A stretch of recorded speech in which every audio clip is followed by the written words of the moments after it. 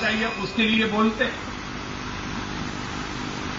लेकिन देश का दुर्भाग्य है कि हमारे प्रधानमंत्री जी चुनाव में इतिहास और भूगोल की कथा करके आ गए। उन्होंने ये भी कह दिया कि ऊंचे ऊंचे मन से ऊंची ऊंची बातें करने से सफलता नहीं मिलती है। प्रधानमंत्री जी, मैं आपकी इस बात से 100% सहमत हूं। ऊंचे ऊंचे मंच पर ऊंची ऊंची बातें करने से सफलता नहीं मिलती है। इसका जीता जागता सबूत है 2012 का दिसंबर का गुजरात का चुनाव। बड़ी बड़ी बातें करने वालों को गुजरात की जनता ने घर भेज दिया और जो धरती की सच्चाई से जुड़े थे उनको तीसरी बार गुजरात की जनता ने बिठा दिया। बड़ी बड़ी बातों को कोई स्वीकार नहीं करता है, नक्कर हकीकतों को लोग स्वीकार करते हैं। प्रधानमंत्री जी,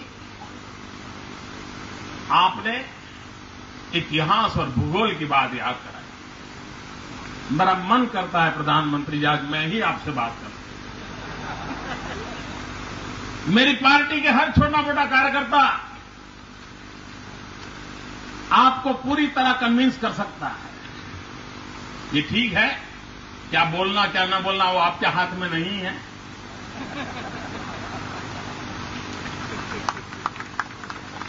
प्रधानमंत्री जी, मैं आपसे पूछना चाहता हूं, भूगोल किसने बदली है? प्रधानमंत्री जी, ये देश जानना चाहता है भूगोल किसने बदली है। प्रधानमंत्री जी, देश जानना चाहता है आपका जिस गांव में जन्म हुआ था वो गांव कभी हिंदुस्तान हुआ करता था। आज आपका खुद का गांव हिंदुस्तान नहीं है। ये भूगोल किसने बदली? प्रधानमंत्री जी, देश जानना चाहता है भूगोल किसने बदली। इस देश के टुकड़े किसने किए? हिंदुस्तान को दो हिस्सों में बांट देने का पाप कांग्रेस पार्टी ने किया है। और आप हमें कहते हो हम भूगोल बदल रहे हैं। प्रधानमंत्री जी, मैं आपसे पूछना चाहता हूं, आए दिन चीन हमारी सीमा पर आकर के अड़ंगे जमाता है। सैकड़ों स्क्वायर किलोमीटर धरती चीन दबोच करके बैठा हुआ है। ये भूगोल बदल गई। ये भूगोल कांग्रेस के शासन में बदल गई है। जो हिंदुस्तान का हिस्सा था वो हिस्सा चाइना के पास चला गया।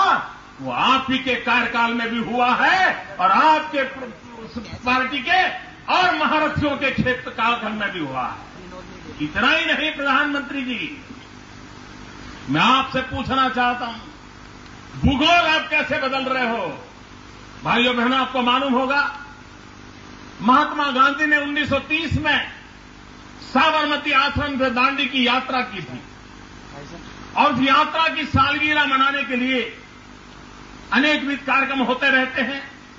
कभी राजीव गांधी आए थे, कभी मैडम सोनिया जी आई थी, कभी भाई राहुल जी आए थे और हमारे प्रधानमंत्री जी भी आए थे। और उन्होंने घोषणा की थी कि साबरमती से दांडी का जो मार्ग है जिस पर महात्मा गांधी चले थे उसको हेरिटेज रोड बनाया जाएगा, हेरिटेज मार्ग बनाया जाएगा। उसके लिए आपने धन देने की घोषणा की थी। ये बात अलग है कि अभी दे नहीं रहे, अटका हुआ है। लेकिन सवाल दूसरा है, अभी 6 महीने पहले प्रधानमंत्री जी, आपकी सरकार ने मुझे एक चिट्ठी भेजी है। उस चिट्ठी में आपने लिखा है कि महात्मा गांधी जिस रास्ते से चले थे उस रास्ते को हेरिटेज मार्ग बजाने के बजाय 30 किलोमीटर थोड़ा इधर की ओर ले जाएं तो सुविधा रहेगी। मुझे बताइए भाई, ये महात्मा गांधी की दांडी यात्रा की भूगोल कौन बदल रहा है? आपने गांधी को तो छोड़ दिया, अब गांधी के मार्ग को भी बदल रहे हो। भूगोल आप बदल रहे हो प्रधानमंत्री जी, और आप छत्तीसगढ़ में जाकर के चुनाव में इतिहास और भूगोल के पाठ पढ़ा रहे हो। प्रधानमंत्री जी, मैं आपसे पूछना चाहता हूं, इतिहास की भी बात हो जाए आज। प्रधानमंत्री जी, हम आपका सम्मान करते हैं, आपकी विद्वत्ता का सम्मान करते हैं, आपकी उम्र का हम आदर करते हैं, आपके पद की गरिमा का भी आदर करते हैं, लेकिन सत्य कहना हमारी मजबूरी हो जाती है और उसके कारण हमें बोलना पड़ता है। वो अगर आपको चुभ जाता है तो मैं पहले से आपसे क्षमा मांग करके मेरी बात बताना चाहता हूं। प्रधानमंत्री जी, 1857 का स्वतंत्र संग्राम हुआ, 1857 का स्वतंत्र संग्राम, इस देश का हिंदू और मुसलमान कंधे से कंधा मिला करके 1857 का स्वतंत्र संग्राम लड़ा था और अंग्रेजों के दांत खट्टे कर दिए थे।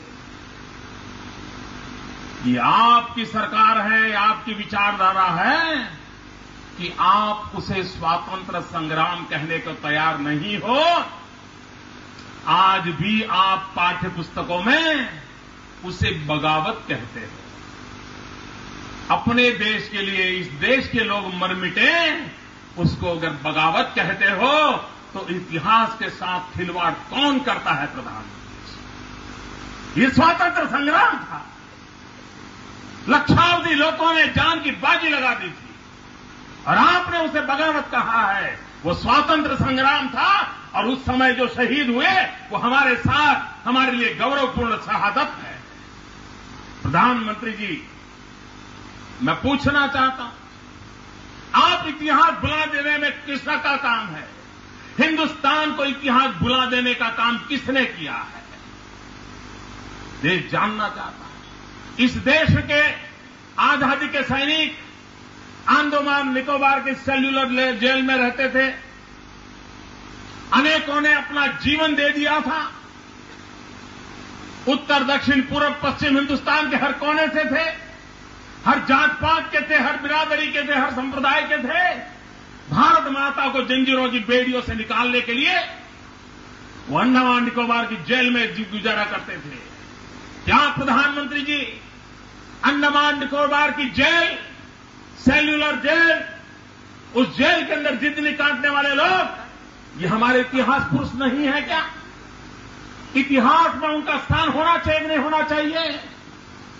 एक परिवार की भलाई के लिए हिंदुस्तान आजाद होने के बावजूद भी उन नामों को हिंदुस्तान की नई पीढ़ी तक पहुंचने में आप लोगों ने रुकावट डाली हुई है।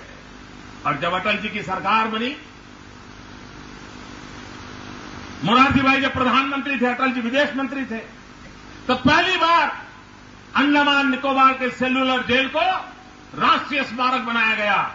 इतना ही नहीं, आप ही की सरकार के एक मंत्री, मनमोहन सिंह जी, आपकी सरकार के एक मंत्री अंडमान निकोबार गए थे और वहां जिन महापुरुषों ने जीवन खपा दिया था, उनके नाम का जो बोर्ड था उसको उखाड़ के फेंक दिया।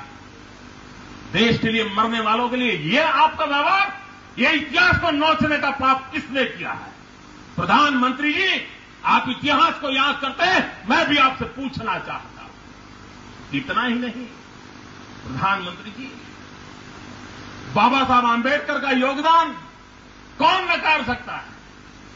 भारत को संविधान दिया, दलित मां के कुख से पैदा हुए इस महापुरुष ने देश के लिए क्या नहीं किया?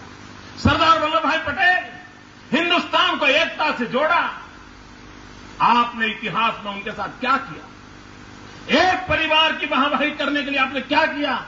मित्रों, आपको जानकर के हैरानी होगी, नेहरू जी जीवित थे, जीते जी उनको भारत रत्न मिला था।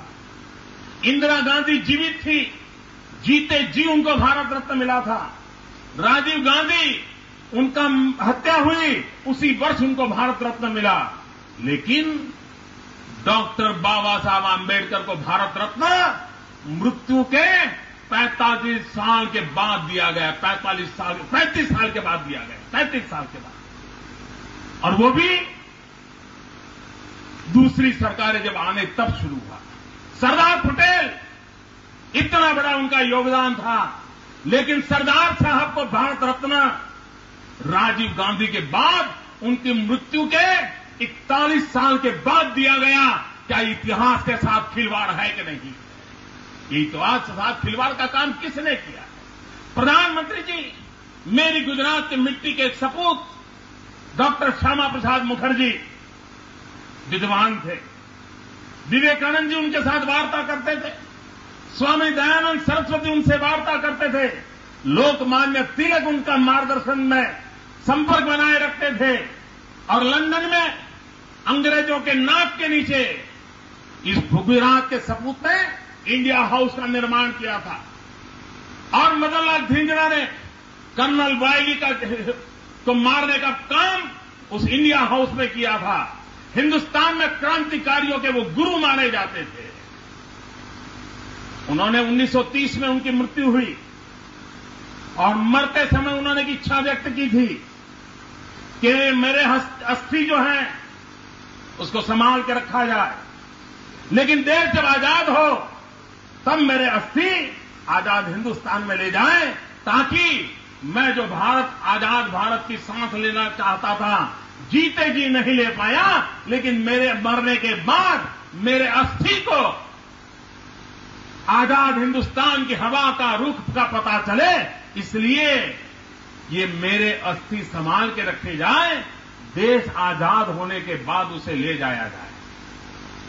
1930 से वो अस्थि जिनेवा के स्मशान में रखे गए थे, वहां की सरकार ने रखे थे। 1947 देश आजाद होने के बाद पंडित नेहरू का पहला काम था कि कोई प्रतिनिधि को भेज करके देश के लिए जीने मरने वाले डॉक्टर श्यामा प्रसाद मुखर्जी के उस अस्थि को हिंदुस्तान ला देते। नहीं किया, 2003 तक नहीं किया। भाइयों बहनों, 1930 में मृत्यु हुई, 73 साल तक, और आजादी के 50 साल के बाद भी वो अस्थि इंतजार कर रहे थे कि हिंदुस्तान का कोई लाल आएगा, ये मेरे अस्थि हिंदुस्तान ले जाएगा और आजाद भारत की हवा का मुझे अनुभव कराएगा। ये काम प्रधानमंत्री जी आपकी पार्टी ने नहीं किया। इतिहास को दबोचने का प्रयास हुआ। भाइयों बहनों, ये मेरा सद्भाग्य था, ये मेरा सद्भाग्य। 2003 में मैं गया जिनेवा। डॉक्टर श्यामा प्रसाद मुखर्जी भारत की आजादी के लड़ने वाले क्रांतिकारियों के गुरु, उनके अस्थि में खुद कंधे पर उठा करके ले आया और आज कच्छ के मांडवी में उनके गांव में इंडिया हाउस बना करके उनका स्मारक हमने खड़ा किया है। इतिहास का गौरव कैसे होता है, इतिहास का सम्मान कैसे होता है, इसके ढेर सारे उदाहरण हमारे पास है। प्रधानमंत्री जी, इतिहास कौन बदल रहा है, भूगोल कौन बदल रहा है? हिंदुस्तान का हर बच्चा आने वाले समय में इतिहास को जानने वाला है। यहां मैं किसी को पूछूं, आपने चाभेकर बंधु का नाम सुना है? किसी को पता नहीं होगा। 3 भाई देश की आजादी के लिए बलि चढ़ गए थे। हिंदुस्तान के इतिहास में नामो निशान नहीं है। लाल बाल पाल भुला दिए गए। हिंदुस्तान के अनेक महापुरुषों को एक परिवार की भक्ति में लीग कांग्रेस ने पूरे इतिहास को खोखला कर दिया है। और इसलिए प्रधानमंत्री जी, आप पिछले दिनों जब गुजरात आए थे, आपने सरदार पटेल की बात कही और मैंने आपको कहा था, हमारे लिए कौन किस पार्टी से जुड़ा हुआ है, इससे हमारा ताल्लुकात नहीं है। कौन किस धर्म में पैदा हुआ है, इससे हमारा ताल्लुकात नहीं है। वो भारत मां का संतान है। अगर भारत मां के जिया है तो वो किसी भी दल का क्यों न हो, किसी भी संप्रदाय का क्यों न हो, हमारे लिए वो श्रद्धेय है, आदरणीय है। ये हमारे संस्कार है। हम विरासत को बांटते नहीं है, हम विरासत को बांटने के पक्ष में नहीं है। ये विरासत साझी है। मैं पूछना चाहता हूं प्रधानमंत्री जी, अबुल कलाम आजाद हिंदुस्तान में आधुनिक शिक्षा की उन्होंने नींव डाली थी। कांग्रेस के नेता थे, पंडित नेहरू के साथ समर्थन करने वाले नेता थे। कल 11 तारीख को उनकी 125वीं जयंती है। मैं पूछना चाहता हूं, प्रधानमंत्री जी, भुला क्यों दिया जा रहा है? क्या उनकी 125वीं जयंती याद करनी चाहिए कि नहीं करनी चाहिए? अबुल कलाम आजाद जी के काम को याद करना चाहिए कि नहीं करना चाहिए? भारत की एकता के लिए हिम्मत के साथ एक राष्ट्रवादी मुसलमान के नाम से वो खड़े थे, भले वो कांग्रेस थे। मैं उनके लिए गर्व के साथ कहता हूं, उनके 125वीं जयंती मनानी चाहिए। प्रधानमंत्री जी, मैं आपको और एक याद दिला दूं। कल 11 तारीख को कांग्रेस पार्टी के ही एक महापुरुष, उनका भी 125 साल हो रहा है, जेबी कृपलानी, उनकी भी कल टुमारो 125वीं जयंती है। बताइए, ये आपकी पार्टी में काम करने वाले, जीवन भर आपकी पार्टी के नेताओं के साथ कंधे से कंधा काम करने वाले देश के महान भक्त थे, उनकी 150वीं साल की जन्म जयंती, हिंदुस्तान की आने वाली पीढ़ियों को प्रेरणा देने वाली जन्म जयंती क्यों नहीं मना रहे आप? इतिहास को क्यों भुला दिया जा रहा है? और इसलिए भाइयों बहनों, ये देश का दुर्भाग्य है। हिंदुस्तान के सच्चे इतिहास को जानना, हिंदुस्तान के लिए गर्व करना, भारत के लिए जीना, भारत के लिए मरना, भारत के कोटि कोटि गरीबों के आंसू पोंछना, जब तक ये हम माहौल नहीं बनाएंगे, गरीब जाएगा कहां? भाइयों बहनों, हमारे शास्त्र में कहा है, दरिद्र नारायण की सेवा। कितनी अच्छी कल्पना की है, हर दरिद्र को भगवान मानना। लेकिन दुर्भाग्य से पिछले कुछ वर्षों में दरिद्र दरिद्र रह गए और वो नारायण बन के बैठ गए। ये काम किया इन लोगों ने भाइयों। और इसमें मैं कहना चाहता हूं, हमें तो सिखाया गया, हमें संस्कार मिले हैं, सर्वे भवन्तु सुखिनः सन्तु, सर्वे सन्तु निरामया, सर्वे भद्राणि पश्यन्तु मा कश्चित् दुष्भाग् भवेत्। हमें तो यही संस्कार मिले हैं कि सबका सुख, सबका आरोग्य, सबका भला, सबका कल्याण। और इसीलिए तो गुजरात सरकार का मंत्र है, सबका साथ, सबका विकास।